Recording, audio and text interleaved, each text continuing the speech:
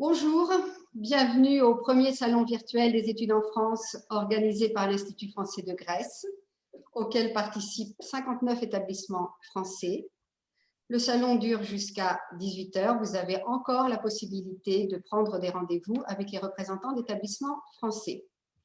Également, si vous souhaitez suivre ce webinaire en grec, vous avez la possibilité dans le menu interprétation de choisir la langue française. Σε περίπτωση που θέλετε να παρακολουθήσετε στα ελληνικά, έχετε στο μενού διερμηνία τη δυνατότητα να επιλέξετε τα ελληνικά. Merci. Alors, le quatrième webinaire de ce salon a pour thème les études de master. Nous allons engager une petite discussion sur les études de master, discussion qui, j'espère, répondra à la plupart des interrogations que peuvent avoir les étudiants grecs. Alors d'abord, je présente mes invités que je remercie chaleureusement d'avoir accepté de participer à ce webinaire. Je commence par Madame Khadzidaki, qui est maître de conférence, professeur à l'Université Montpellier 3, Paul Valéry Montpellier 3. Monsieur Albert, qui représente l'Université Bourgogne-Franche-Comté, tout comme Madame Pachayan, vous représentez tous les deux la même université.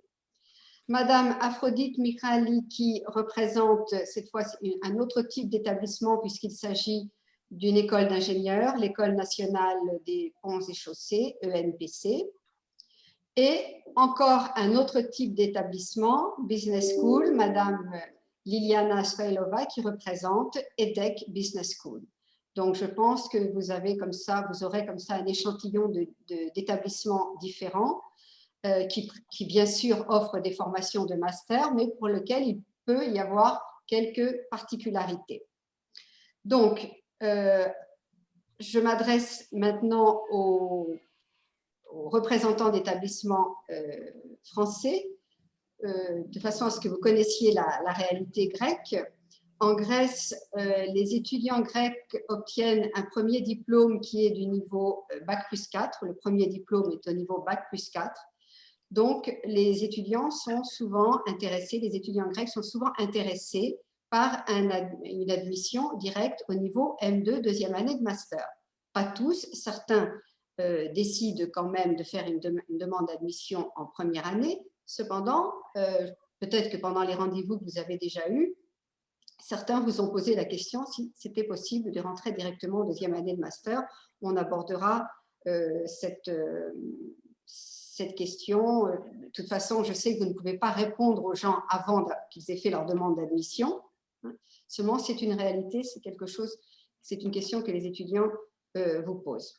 Alors, justement, puisqu'on parle de M1, M2, on va directement aborder ce cycle master et souligner cette réforme qui a eu lieu il y a quelques années sur le cycle master, puisque avant, la sélection se faisait il y avait une sélection entre le niveau M1 et le niveau M2. Maintenant, la sélection se fait avant l'entrée au master et il n'y a donc normalement pas de sélection entre le M1 et le M2 pour les étudiants qui ont validé leur année, n'est-ce pas? Donc, je vais vous poser la question à chacun individuellement. Madame Khadzidaki, pour l'Université Montpellier 3, est-ce qu'un étudiant qui a obtenu son diplôme ici en Grèce, qui est au niveau Bac plus 4 et souhaite intégrer l'Université Montpellier 3 au niveau M2, est-ce qu'il y a cette possibilité? Je sais que ce n'est pas une question d'université, mais on fait une discussion générale.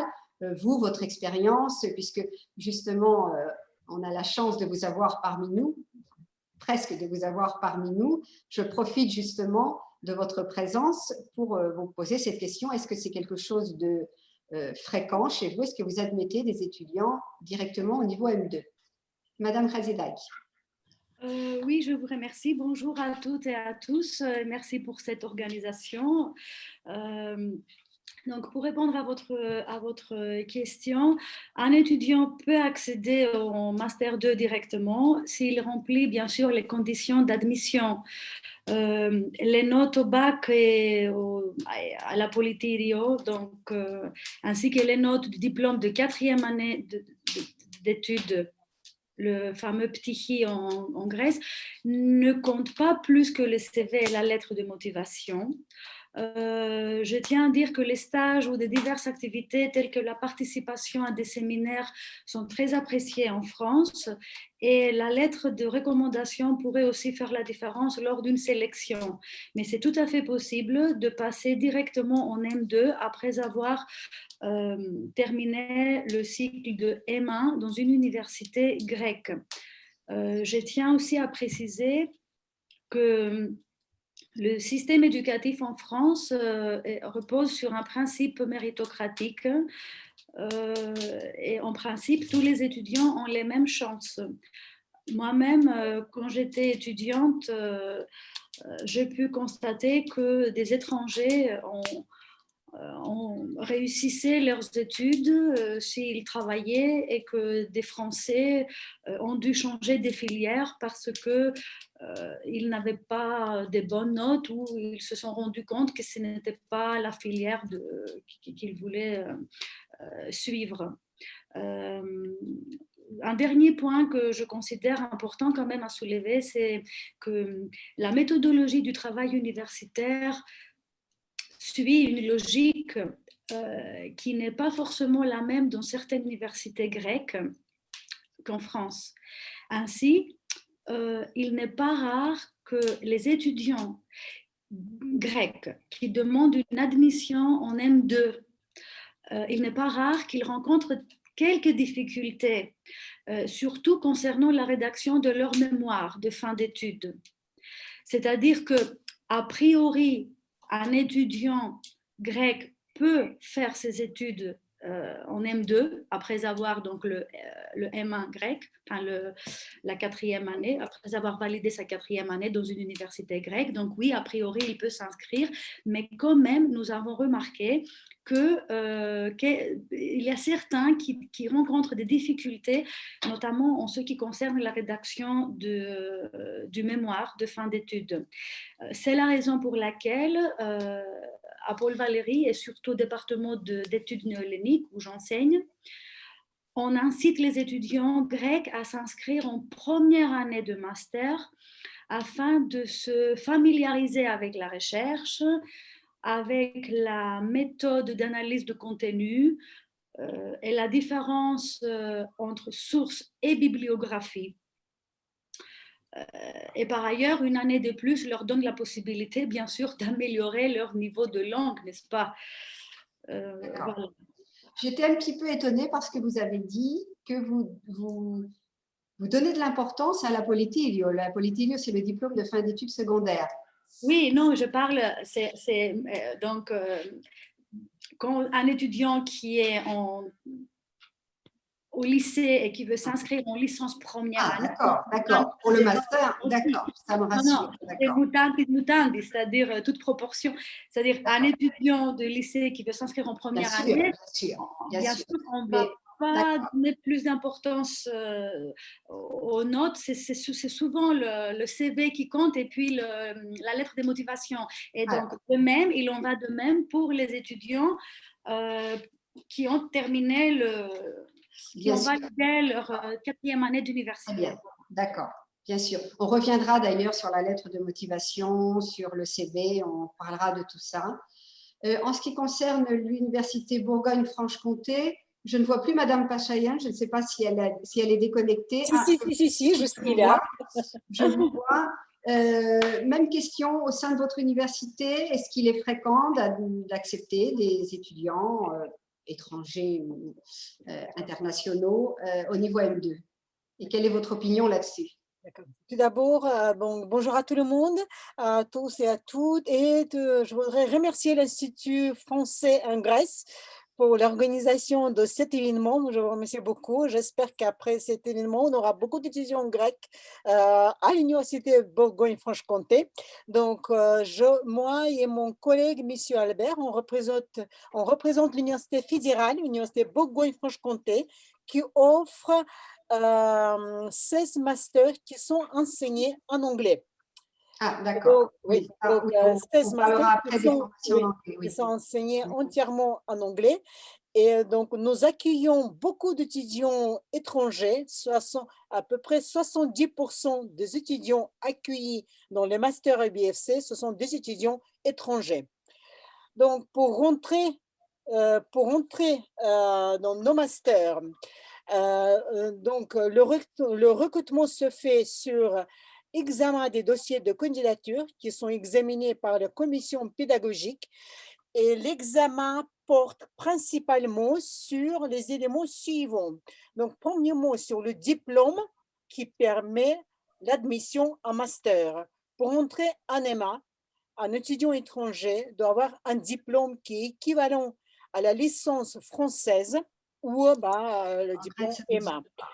Donc, pour entrer en M2, donc, il faut vraiment avoir un diplôme qui est équivalent en EMA. Mais pour certains masters, on peut faire donc une attestation de validation d'acquis, pas pour tous les masters, qui permettent à certains étudiants d'accéder directement en M2. Mais en général, pour accéder en M2, il faut avoir un diplôme qui est équivalent au niveau EMA en France. D'accord, comme le diplôme grec, qui est équivalent qui est donc Bac plus 4. Donc, Bac plus 4 en Grèce donc, correspond à la licence française. Donc, non, M1, le Bac plus 4 correspond à M1 et donne accès au M2, donne la possibilité de candidater en M2. Monsieur Albert, vous voulez rajouter quelque chose? Comme l'avait signalé Madame Pachayan-Leroy, ce qui est très important, en fait, c'est la question de la validation des acquis. Notamment, donc, le fait que pour entrer en M2, étant donné que souvent les étudiants vont avoir un semestre encore de cours qui sera suivi ensuite d'un semestre plutôt dédié au stage et à la rédaction du mémoire, c'est vrai que rentrer directement en M2, bon, déjà ne donne pas beaucoup de cours en termes de volume, mais il y a également la question de est-ce que l'étudiant a pu acquérir suffisamment dans ces 4 années de licence en Grèce pour pouvoir vraiment suivre sans souffrir dans son entrée au M2. Donc c'est pour ça que si, bien évidemment, c'est intéressant de gagner une année en rentrant directement en M2, candidater également pour l'année de M1 au cas où justement l'année de M2 serait refusée, peut être une bonne stratégie pour éviter justement de perdre du temps pour les étudiants. Exactement, tout à fait. Merci de l'avoir souligné. C'est ce que je conseille toujours aux étudiants, souvent de faire quelques demandes en M2 et quelques demandes en M1, comme ça ils sont sûrs d'avoir une place. Voilà, donc c'est très sage de faire les demandes dans les deux niveaux. Et ce que vous avez dit aussi, qui est très juste, c'est vrai que c'est tellement rapide le M2, comme vous dites exactement, pas tellement de cours puisqu'il y a le mémoire, le stage, c'est-à-dire que comme expérience, c'est beaucoup plus enrichissant de faire les 2 années, c'est vrai. C'est vrai. Cependant, il est possible, ils ont le droit et il est possible, et ils sont souvent admis en M2, puisque moi je suis les étudiants depuis de nombreuses années que je vois qu'en général, ils sont admis en M2. Donc, c'est à eux de juger à quel niveau ils vont faire la demande. Il y a aussi les contraintes économiques. C'est sûr que rester 2 ans en France coûte beaucoup plus cher que rester une année. Donc, chacun voit ça. Mais je vois aussi souvent des étudiants qui décident d'emblée de partir pour le M1, qui ne font même pas de demande en M2 parce qu'ils veulent profiter pleinement du cycle master. Voilà. Alors, à l'EDEC, comment ça se passe? En fait, à l'EDEC, c'est aussi des programmes en anglais entièrement. Du coup, ce n'est pas du tout un problème pour les étudiants grecs. Ils ont toujours un bon niveau. Pour nous, c'est surtout… Il n'y a que des masters en anglais? Oui. D'accord. Oui, 16 ou 17 maintenant. C'est surtout une question de développement professionnel ou expérience professionnelle, parce que pour nous, le programme Grande École, qui est en 2 ans, en fait, c'est 2 années académiques, et entre les deux, il y a 1 an pour le développement professionnel. Du coup, c'est 12 mois dédiés entièrement à un stage ou 2 stages de 6 mois.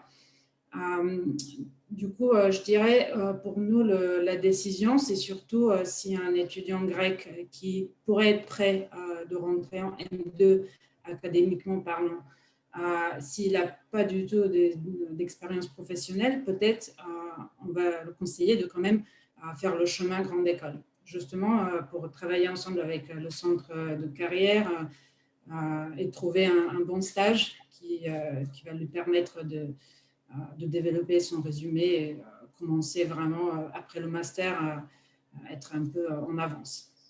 D'accord, donc pour les DEC, ce sont des Master of Science, des masters en anglais. En fait, le Master of Science, il est intégré dans le programme Grande École. Oui, mais ça, le programme Grande École, ça ne parle pas beaucoup au grec, donc oui, ce sont les 2 dernières années, donc le cycle master, mais il y a quand même un accès possible en 5e année. Pardon? Non, je vous pose la question. Non, je n'ai pas compris la question. Je veux dire qu'il y a l'accès possible en 5e année, 2e année de master au sein de l'EDEC. Oui, d'accord. Voilà. D'accord, c'est possible. Et normalement, c'est vrai que les étudiants grecs, ils préfèrent de rentrer directement en M2, parce que c'est une question de financement, une question de durée des études aussi, parce que déjà 4 années en Grèce, plus encore 3, effectivement. Mais souvent, j'ai parlé avec mes étudiants grecs après le premier semestre, et souvent ils disent j'aurais dû faire peut-être le programme Grande École. Du coup, maintenant, on est conscient de cette situation et on les conseille de bien réfléchir et potentiellement profiter de la possibilité de l'année pour le développement. D'accord. Oui. Je ne vois pas Madame Mikhali qui est de ENPC. Donc, il doit y avoir un problème technique. Madame Mikhali, ça y est, je vous vois. Alors, comment ça se passe à l'ENPC? ENPC, École nationale des ponts et chaussées, qui est donc une école d'ingénieurs. Comment ça se passe? Les masters sont en 2 ans? On vous écoute. Alors, c'est un peu différent pour les grandes écoles parce qu'il y a les 2 années des grandes écoles qui durent 3 années. Oui, mais là, on parle du master. Les 2 dernières années, c'est le cycle. En fait, c'est le cycle master. C'est le cycle master. Mais pour les étrangers qui on vous entend très mal. La connexion est très mauvaise. Dans tous les cas, à l'école des ponts, par exemple, des élèves qui sont à l'école polytechnique d'Athènes en 3e année, ils peuvent intégrer l'école des ponts pour faire les 2 années et avoir les 2 diplômes. Ça, c'est une spécificité de l'école des ponts et c'est pour très peu d'élèves, mais ça existe quand même. Ensuite, si un élève, là, on s'adresse aux élèves ingénieurs, ça veut dire qu'ils ont quand même fait les 5 ans, puisqu'on ne peut pas venir après les 4 ans. Ce n'est pas morcelé. En fait, il n'y a pas de M1, M2 pour les écoles d'ingénieurs en Grèce, comme ailleurs aussi. Et ça veut dire que les élèves grecs finissent les 5 ans et ils viennent postuler, ils peuvent venir postuler pour un M2 qui est en plus du parcours habituel des 5 ans d'une grande école, 2 plus 3 grande école d'ingénieurs. À l'ENPC, ils ont aussi la possibilité de faire un master spécialisé aussi.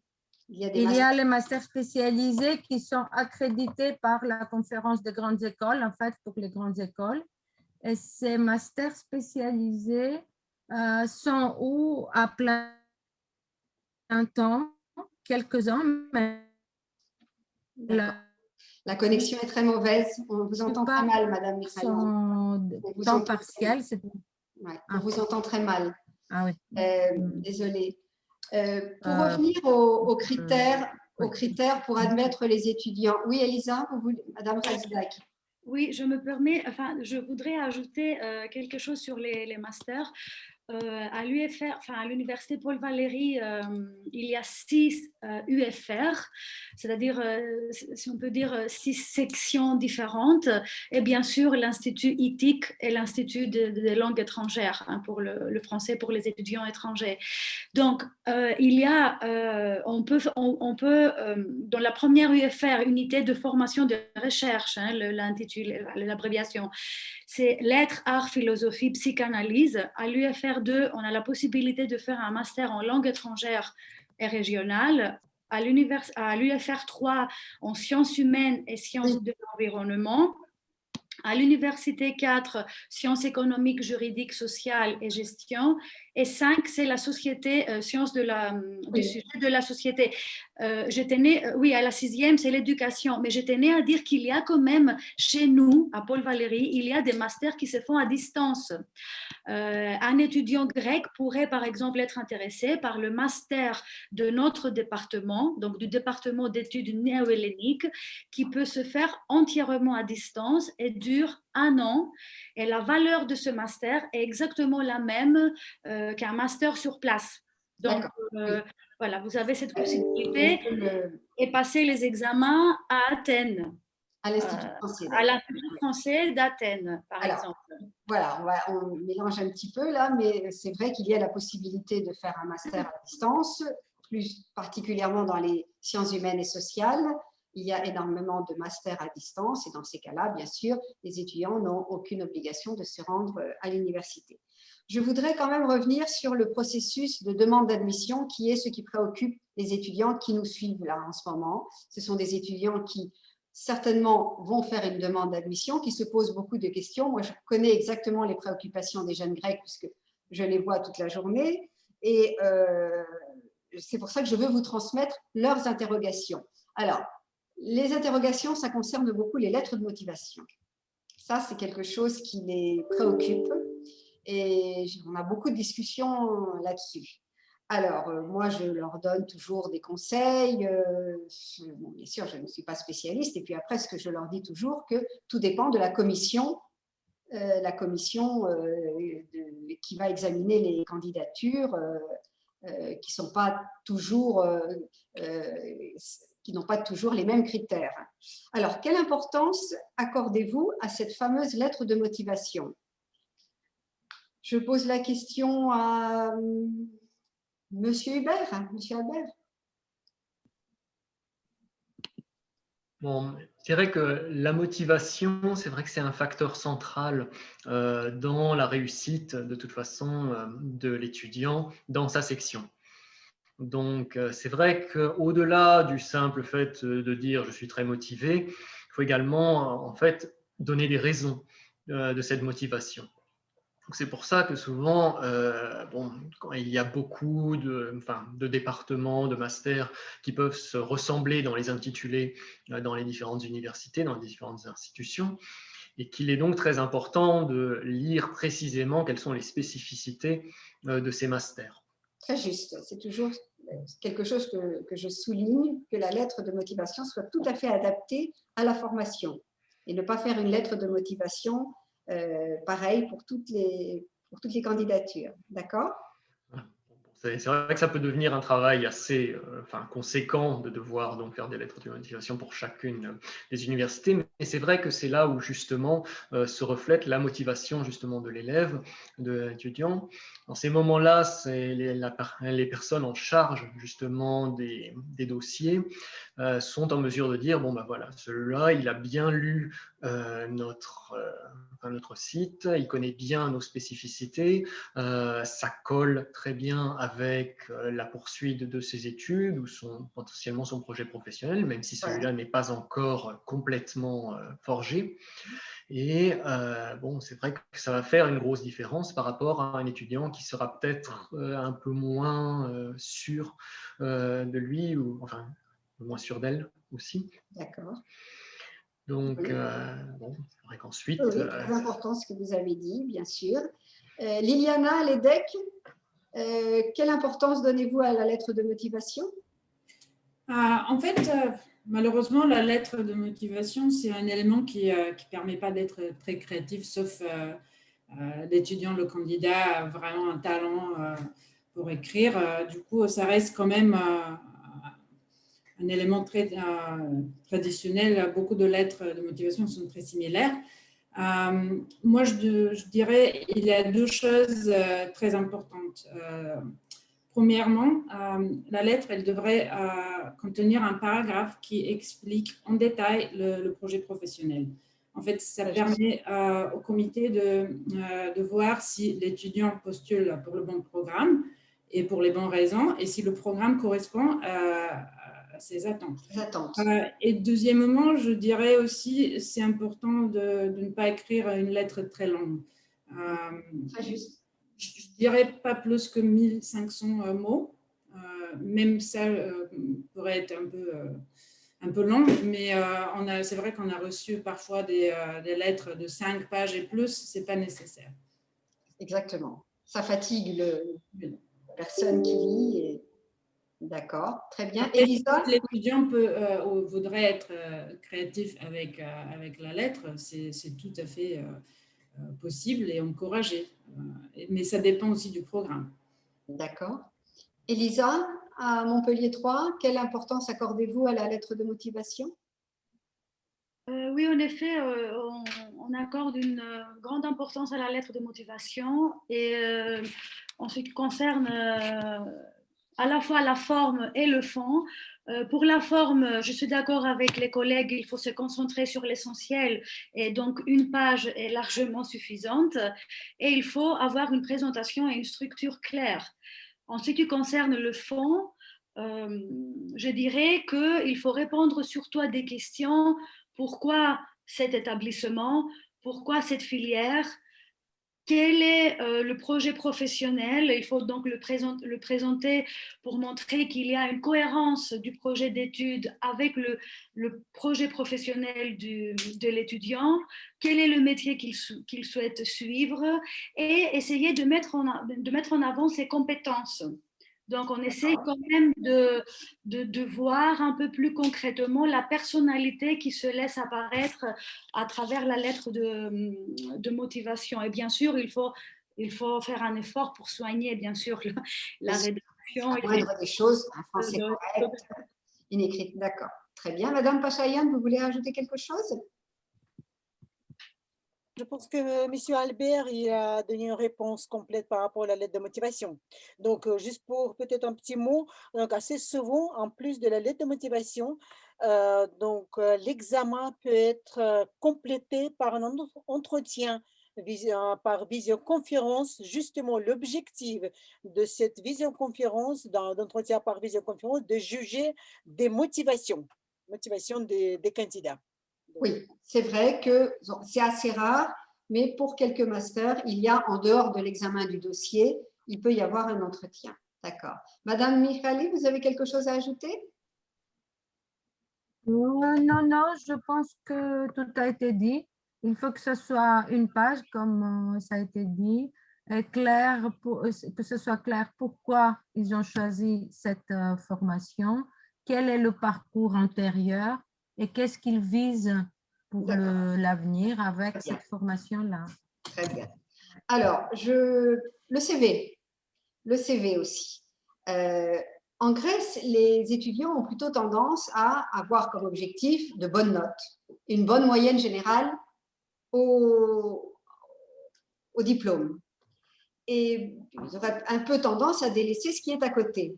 Donc, ce n'est pas encore quelque chose de très courant de cette attention donnée au CV. Vous y attachez de l'importance, Liliana? Ah oui, bien sûr. Je trouve le CV est plus important. Plus important que la moyenne générale? Non, plus important que la lettre de motivation. Ah, d'accord. Pardon. En fait, pour moi, le CV, c'est vraiment une carte visite avec un peu plus de détails, mais une page aussi, comme le standard français, c'est largement suffisant. Et franchement, j'ai jamais vu des mauvais CV des candidats grecs. Ah oui. Oui, c'est des CV simples. Parce que c'est vrai qu'on a beaucoup de candidats pour des programmes de finance. Du Du coup, ce n'est pas nécessaire d'être très créatif, d'utiliser beaucoup de couleurs, mais très bien structuré, très clair. Et c'est surtout des étudiants avec des notes fortes. Du coup, le CV, c'est jamais problématique. Je n'ai pas vraiment de conseils à donner. Mais si on a un candidat qui a un CV qui est problématique, au moment de l'application, on va le conseiller, on va essayer de le diriger pour améliorer cet élément. D'accord, très bien. En ce qui concerne le niveau de français, alors là, on ne parle pas bien sûr des formations en anglais, au niveau de la certification de français. Alors là, c'est à Montpellier, à l'Université de Bourgogne-Franche-Comté, ENPC. Normalement, le niveau requis, c'est le B2. Considérez-vous qu'un étudiant peut s'en sortir au cycle master avec un niveau B2? Alors, je vais demander, Monsieur Albert?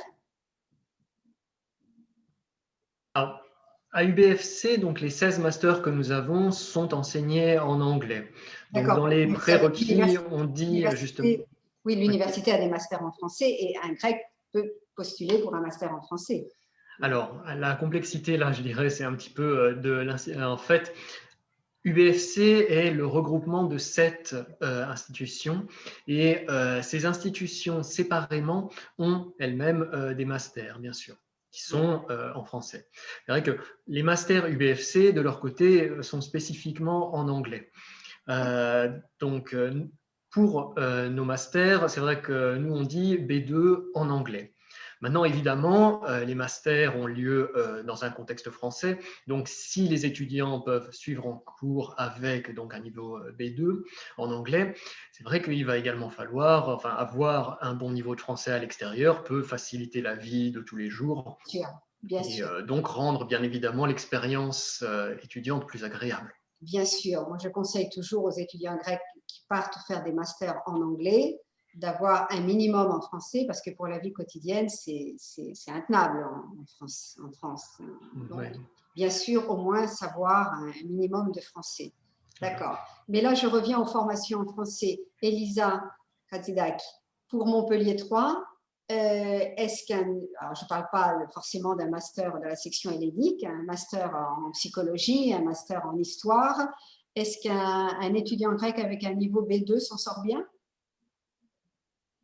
Oui, je pense que le diplôme, le B2, c'est un diplôme donc, qui certifie un niveau linguistique suffisant pour faire des études en France. Après, ça dépend bien sûr du travail personnel, de l'assiduité, de la persévérance. L'étudiant doit faire preuve de certaines qualités pour avancer.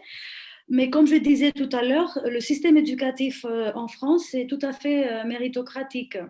Et puis, une fois sur place, on est dans un contexte français, on est dans un contexte français, on est dans un bain culturel. Et l'étudiant peut mettre toutes ses chances, toutes les chances de son côté pour avancer dans ses études. Voilà, même s'il commence ses études avec un niveau, c'est vrai que B2, ce n'est pas très élevé comme niveau. En général, au bout de 2-3 mois, en français, il parle vraiment français et il s'en sort très bien. C'est ce qu'on remarque en général. Alors maintenant, les formations en anglais, puisque aussi bien à l'UBFC, à l'EDEC et je pense à l'ENPC, il y a des formations en anglais. Pourquoi un tel développement de formation en anglais en France? C'est un phénomène relativement récent. Bon, dans les business schools, pas trop, mais au sein des universités, c'est quand même assez récent. Qu'est-ce qui a incité l'université UBFC à créer tant de masters en anglais, Madame Pachayan? En fait, l'Université Bourgogne-Franche-Comté, comme a précisé mon collègue M. Albert, c'est une université fédérale, une université qui est soutenue par l'initiative d'excellence. Donc, UBFC fait partie des universités qui sont soutenues par les initiatives ISIT et IDEX. Et un des objectifs de cette initiative d'excellence, l'internationalisation du site universitaire. Et donc, un grand objectif, c'est le passage de 70 masters, de nos masters en anglais. Donc, pourquoi? Qu'est-ce qui vous a incité? Qu'est-ce qui a incité? En fait, on voudrait créer justement pour attirer les meilleurs étudiants du monde. Voilà. Donc, il faut leur proposer des formations en anglais. Voilà. Donc, si on veut créer cet environnement attirant pour les étudiants internationaux, il faut qu'on puisse leur offrir des formations en anglais. Voilà, exactement. C'est pour ne pas se priver d'excellents étudiants internationaux. C'est vrai qu'en Grèce, il y a quand même beaucoup d'étudiants qui savent le français. Cependant, ce n'est pas la première langue. La première langue, c'est l'anglais. Et je vois de plus en plus d'étudiants grecs partir faire des études de master en anglais en France. Alors, comme je l'ai dit avant, au sein des business schools, c'était quelque chose d'assez fréquent. Au sein des universités, c'était beaucoup moins fréquent il y a quelques années, c'est sûr. Donc, ça, c'est l'internalisation des universités françaises. C'est le seul moyen d'attirer les meilleurs étudiants internationaux du monde. Alors, oui. Et nous avons également mis en place des graduate schools. C'est quelque chose de nouveau pour la France. En fait, en France, le master, le doctorat étaient séparés. Et là, donc, nous avons obtenu donc, de financement pour mettre en place des graduate schools, c'est-à-dire le master et le doctorat qui sont réunis dans cette école universitaire de recherche, c'est-à-dire nous accueillons des étudiants en master qui sont préparés pour continuer un doctorat. Donc, nous avons 3 graduate schools qui intègrent nos masters en anglais. D'accord. Nous offrons également des bourses d'excellence pour les meilleurs étudiants. D'accord, donc ça, on le souligne. Bourse d'excellence offerte, proposée par UBFC. Et alors, puisqu'on parle de bourse, je vais dire aussi que l'Institut français de Grèce a un programme de bourse pour les étudiants grecs qui partent au niveau M2. L'appel à candidature se fait chaque année environ vers le mois de mars-avril. Donc là, je m'adresse aux étudiants. Si vous êtes intéressés par des études de master en France, consultez le site de l'Institut français. Vous verrez l'appel à candidature d'ici peu de temps. Bourse niveau M2. Et bien sûr, vous ferez votre demande de bourse parallèlement à vos demandes d'admission en master. Vous n'attendrez pas d'avoir les résultats de vos demandes d'admission en master pour faire la demande de bourse. Vous les faites parallèlement. Voilà. Liliana, avez-vous un système de bourse à l'EDEC? Parce que l'EDEC est une business school, une école privée, on peut le dire comme ça. Il y a des droits de scolarité. Avez-vous des bourses? Oui, on a des bourses internes qui sont en fait une réduction des frais scolaires. Et c'est exclusivement réservé aux étudiants internationaux. Aussi, on a des partenariats avec des associations ou des entreprises externes. Du coup, il y a cette possibilité aussi. On participe aussi avec l'Institut français aux bourses au niveau Master 2. Je crois qu'il y a aussi le BG. Oui. Et on a plusieurs partenariats avec QS, par exemple, qui est bien connu en Grèce. Mais de toute façon, il y a beaucoup de possibilités. C'est toujours bien de contacter l'équipe des établissements. Et même de présenter son profil, et comme ça, on peut conseiller. D'accord. Madame Michali, à l'ENPC, vous avez des masters en anglais? Très peu. Alors, nous sommes un peu réfractaires. D'accord. Nous restons encore attachés à la langue française. Oui, il y a un ou deux masters en anglais, mais pour le moment, ce n'est pas généralisé. D'accord, c'est en français. Très bien, c'est clair. On va peut-être pouvoir passer aux questions. Ma collègue Marie-Christine a récolté quelques questions, a fait un tri parce qu'il doit être assez nombreuses. Marie-Christine, peux-tu nous transmettre quelques questions? Alors, la question la plus souvent posée, c'est par les étudiants de l'école polytechnique qui font 5 années d'études. Ils demandent s'ils postulent pour un master M2 ou pour un doctorat, parce que leur diplôme est considéré comme un master 2. D'accord. Alors, je vais répéter la question parce qu'on n'entendait pas bien. Des étudiants qui terminent l'école polytechnique d'Athènes, c'est-à-dire l'école d'ingénieurs Bac plus 5, demandent s'ils doivent faire une demande d'admission en M2, deuxième année de master, ou doctorat. C'est bien ça, Marie-Christine? Exactement. Voilà. Alors, bon, déjà, je peux répondre par expérience que, bien sûr, ils peuvent faire une demande d'admission en doctorat. Bien sûr, le diplôme d'ingénieur est considéré comme un master, donc ils peuvent faire une demande, et je vois très souvent des étudiants grecs admis directement en doctorat. Ils peuvent aussi, cependant, s'ils le souhaitent, passer par le M2. Alors justement, je vais vous poser la question, qu'est-ce que vous conseillez à un étudiant? Vous conseillez de passer d'abord par le M2? Est-ce que vous pensez qu'il aura plus de chances ensuite d'être admis en doctorat avec un contrat doctoral, c'est-à-dire un financement, ou vous lui conseillez d'aller directement en doctorat? Madame Mikhali?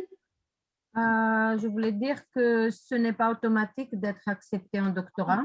Ça dépend du professeur qui va admettre l'élève. Souvent, cette mécanique de 5 ans après le doctorat, même pour les élèves français qui, en général, peuvent accéder directement à un doctorat, par exemple, les élèves de l'école des Ponts font en même temps que leur 3e année, c'est-à-dire leur 5e année, un master 2 recherche.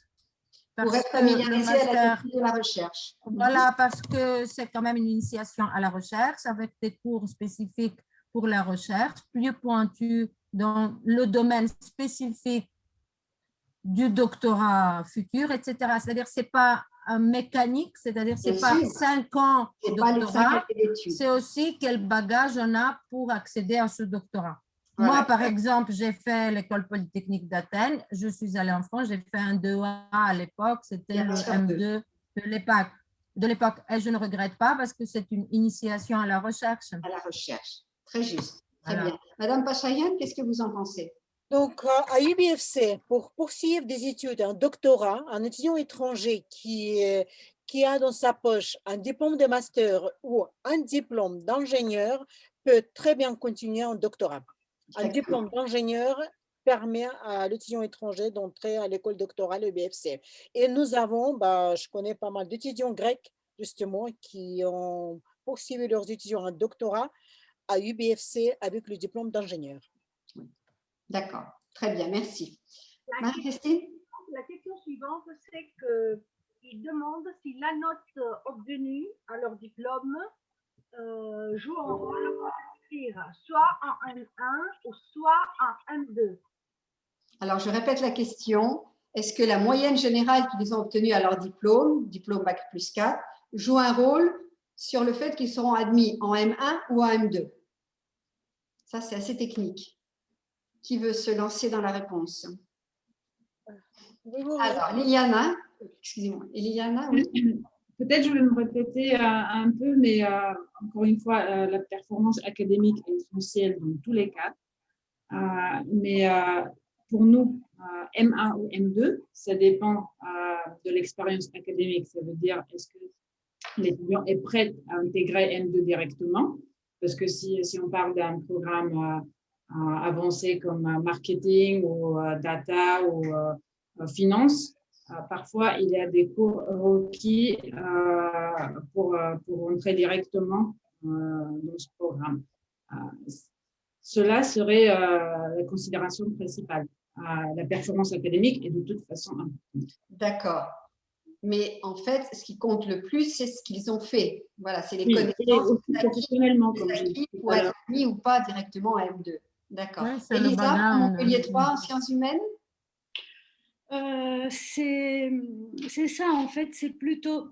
On va bien sûr regarder les notes, mais c'est surtout les activités qu'ils ont pu faire, s'ils ont fait des stages.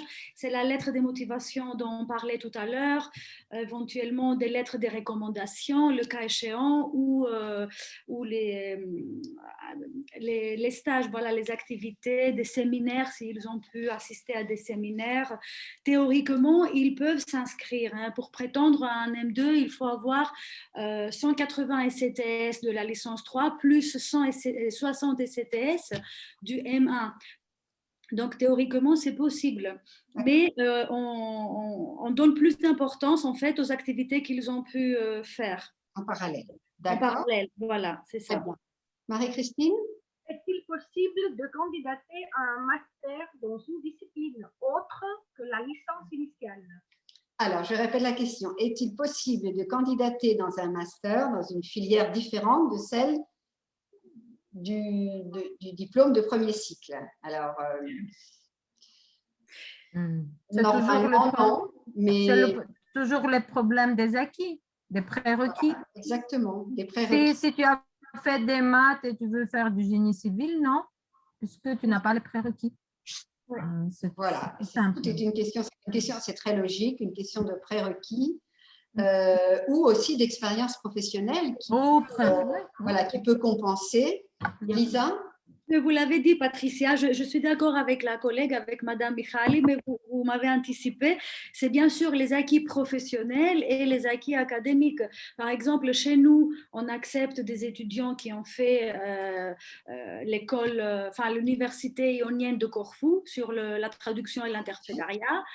Et on les accepte en grec moderne, par exemple. Il faut qu'il y ait une cohérence entre, bien sûr, les filières. Et bien sûr, les acquis comptent beaucoup. Bien sûr, parce que je pense que le système anglo-saxon est un peu différent. Je vois quelquefois des étudiants qui ont fait des études d'histoire et qui partent faire un master en psychologie, par exemple, au Royaume-Uni. En France, ce n'est pas possible. Bon, il y a quelques exceptions. Il faut bien dire que les universités sont souveraines. C'est elles qui décident. Ce sont les commissions qui décident. Je l'ai vu quelquefois. J'ai vu quelquefois des admissions qui m'ont beaucoup surprise. Mais de manière générale, et c'est tout à fait logique, c'est une question d'acquis. L'université va examiner si vous avez le savoir qui vous permet de continuer dans ce domaine. C'est assez logique. Pourrais-je juste ajouter quelque chose? En fait, je dirais pour l'option grande école surtout, l'idée c'est exactement d'obtenir des doubles compétences. Du coup, pour un étudiant qui a suivi une licence en langue, par exemple, ah oui, ils peuvent tout à fait intégrer un master en gestion. Par contre, finance. Pour finance, on ne demande pas quand même des compétences mathématiques, mais c'est très souvent quand on accepte des ingénieurs, par exemple. C'est une particularité des diplômes, des masters double compétences qui sont particulièrement dans le domaine de la gestion, c'est-à-dire voilà, des ingénieurs, des scientifiques qui décident de faire un master en gestion, administration de l'entreprise. Alors ça, ce sont des masters qui sont justement réservés à des gens qui n'ont pas fait d'études de gestion ou d'économie. C'est ce qu'on appelle les masters double compétences. Mais ça, c'est un cas, disons, assez particulier. Vous, bien sûr, oui, à l'EDEC, vous recevez des ingénieurs, des chimistes, pour les former justement en administration de l'entreprise. Mais de manière générale, il faut dire que oui, il faut qu'il y ait une certaine cohérence entre les deux filières. Voilà. Marie-Christine, on peut encore prendre une question? Oui, si le M1 est validé, le passage en M2 est automatique ou pas? Est-il possible de ne pas être capable de continuer en M2? Alors, c'est ce que j'ai dit au début. Maintenant, avec la réforme des masters, à partir du moment où un étudiant a validé son M1, c'est-à-dire a obtenu la moyenne dans toutes les matières, il doit être admis en M2, chose qui n'existait pas avant. Il était possible qu'un étudiant valide son M1 et ne soit pas finalement admis en M2. Donc, avec cette réforme, normalement, il est admis. Madame Pachayan, vous voulez préciser Oui. quelque chose? Non, vous avez tout à fait raison. Donc, un étudiant qui valide M1, il est automatiquement admis en M2. Voilà. Et je pense que c'est logique, la façon dont Oui, c'est oui. beaucoup plus logique. Il y avait des étudiants qui terminaient le M1, la 4e année, qui se retrouvaient sans rien. C'était vraiment absurde. D'accord? Oui, Ils peuvent postuler en même temps en M1 ou M2. mais c'est ce qu'on a conseillé. Quand ils ont des doutes, on leur conseille, c'est mieux, c'est plus sage de faire quelques demandes en M1 et quelques demandes en M2. Et ça, je le conseille particulièrement aux étudiants en psychologie, parce que j'ai remarqué que ce n'est pas facile d'être admis directement en 2e année de master en psychologie, notamment en psychologie clinique. Voilà. J'ai remarqué que ce n'était pas facile. Donc, je leur conseille, pour les étudiants en psychologie, de faire des demandes en M1, des demandes en M2. Certains sont admis directement en M2. S'ils ont une admission en M2, qu'ils y aillent, bien sûr. Mais il vaut mieux avoir pris ces précautions. Par contre, je constate, par exemple, que pour le droit, les étudiants grecs qui terminent leur diplôme de droit, Bac plus 4, sont pratiquement toujours admis en M2 en droit. Oui, parce que c'est assez technique le droit.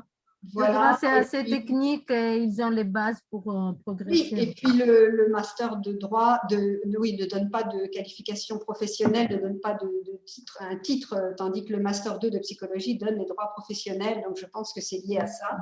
Donc, ça dépend aussi un peu des filières. Hein, voilà. Allez, dernière question, Marie-Christine. Il demande la durée de vigueur des examens, des diplômes d'examen de langue DELF-DALF, s'ils peuvent les avoir quelques années avant qu'ils arrivent à l'université, si c'est en vigueur, ou s'ils doivent faire quelque chose de plus récent. Alors, là, je me permets de prendre la parole. La question, c'était pour les certifications de français, les diplômes de français, est-ce que c'est un problème s'ils ont un B2 qui date de 2 ans, 3 ans Alors, ce que j'ai remarqué, au contraire des Anglais, c'est qu'en France, il n'y a pas de problème. Non, il n'y a pas ça. Il n'y a aucun problème. Je n'ai jamais vu un étudiant qui a un problème parce que son B2 date de 3, 4, 5 ans. À part le TEF, le TCF, ça c'est autre chose, qui a une durée de validité de 2 ans. Pour les certifications de français, DELF, DALF, Sorbonne, en France, il n'y a pas de problème. Vous êtes d'accord ou... Oui, absolument. Oui. Très bien. Donc, oui. Moi, de t'interrompre, Patricia. S'il y a un master sur le forestier et l'environnement. Oh là, alors là, on ne va peut-être pas rentrer dans ce détail parce que là, si chacun demande quel est le master dans sa spécificité, on ne va pas s'en sortir. Dans ces cas-là, il faut m'envoyer un mail et moi, je vais vous dire comment chercher les masters. Il y a un catalogue des masters de Campus France qui est très, très bien fait avec mots-clés, filtres, etc. C'est très facile. Juste pour clore cette discussion, je vais vous poser une question qui est cette fois très générale. On est parti du précis pour arriver au général. Si vous aviez à convaincre un étudiant grec d'aller faire des études en France, de choisir la France pour son master, parce que vous savez qu'il y a une grande concurrence. Un étudiant grec, il regarde ce qu'il y a en France, ce qu'il y a en Angleterre, en Hollande, beaucoup, en Allemagne. Donc, quel argument vous utiliseriez pour les convaincre? Alors, je demande à Madame Pachayan. D'accord. Premièrement, je dirais faire des études à UBFC qui se trouve dans une très belle région, Bourgogne-Franche-Comté, très belle région. Je pense que ça peut être une très jolie découverte. Mais sinon, à UBFC, nous avons, je pense que c'est très important pour les étudiants étrangers et notamment pour les étudiants grecs. Aujourd'hui, j'ai eu des questions. En fait, à UBFC, nous avons mis en place un dispositif d'accueil. En fait, là, on termine et juste pour des arguments très accrocheurs sur la France, on ne va pas rentrer dans les détails. Juste, pourquoi choisir la France, pas UBFC, mais la France? La France, parce qu'en France, on peut obtenir une formation de qualité à prix très abordable. C'est très important. De qualité, oui, un master à l'université en France, c'est gratuit. Hein. Oui, c'est l'État qui paye. C'est 250 €. Oui. Exactement. Et ça, il faut quand même le préciser, et de qualité. Voilà. Elisabeth, vous qui êtes grecque et qui êtes partie en France faire des études, quel argument, quel slogan vous utiliseriez? Écoutez, il y a plusieurs arguments. Je vais essayer de résumer. Tout d'abord, c'est la qualité reconnue des études supérieures en France. C'est ce que vous avez dit tout à l'heure sur le fait qu'il n'y a pas de frais de scolarité comme dans des universités privées. Il y a une très grande variété donc des filières et pour faire des études en France. Ça ouvre de nouveaux horizons. On a toujours eu de très bonnes relations avec la France et je pense que personne ne le regrettera de poursuivre ses études en France. En tout cas, moi, je ne l'ai pas regretté. Et vous êtes le meilleur exemple.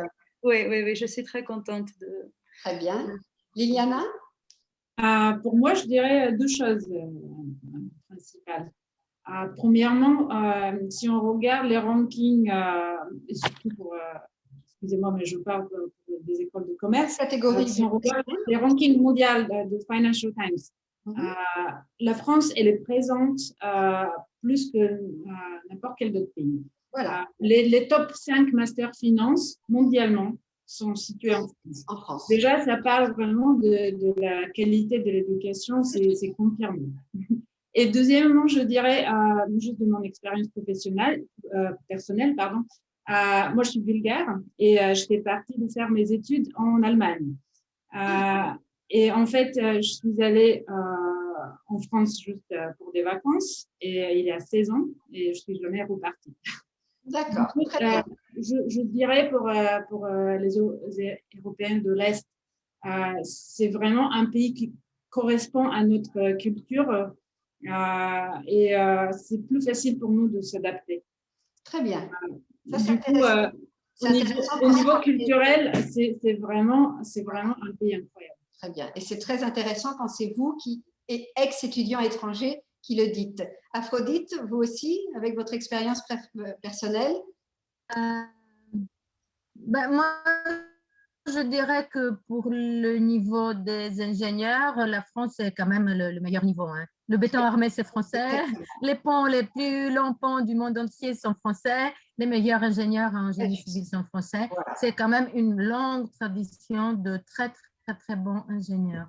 C'est exactement ce que je avec tout le reste que les collègues ont mentionné, mais c'est quand même une très, très bonne... mondialement reconnue. Ouais. Très juste. Monsieur Albert, vous voulez ajouter quelque chose? Je dirais que, bon, comme il a été mentionné, la France a donc cette longue tradition universitaire qui donc a permis de maintenir une grande qualité à travers toutes les institutions supérieures, d'une part. Il y a également évidemment le côté européen qui a permis donc, les traités d'avoir beaucoup d'étudiants de diverses nationalités qui rendent en fait beaucoup de cours multiculturels. Et c'est vrai que c'est précisément dans ces moments-là, oui, qu'on a des dynamiques qui se créent et qui ne sont pas possibles ailleurs. Donc c'est vrai que ces deux aspects font que la qualité et ce multiculturalisme de plus en plus présent, allié en plus à cette volonté de la France de monter encore plus en compétition au niveau mondial, fait que je pense qu'on est dans une dynamique très intéressante et très productive donc globalement. Parfait. Voilà. C'était très bien. Je vous remercie beaucoup d'avoir participé à cette discussion. J'espère que vous allez avoir de nombreux rendez-vous et étudiants en grec. Merci à tous. Merci Marie-Christine. Merci Patricia. Merci Marie-Christine et merci à l'Institut français pour l'organisation de ce salon virtuel, malgré la crise sanitaire et toutes les difficultés que cela implique. On a réussi à promouvoir. Voilà, oui. La... Au plaisir de vous revoir l'année prochaine en vrai. Hein, en présentiel. Alors, au revoir à tous. Au revoir. Merci beaucoup. Au revoir. Merci encore. Au revoir. Au revoir.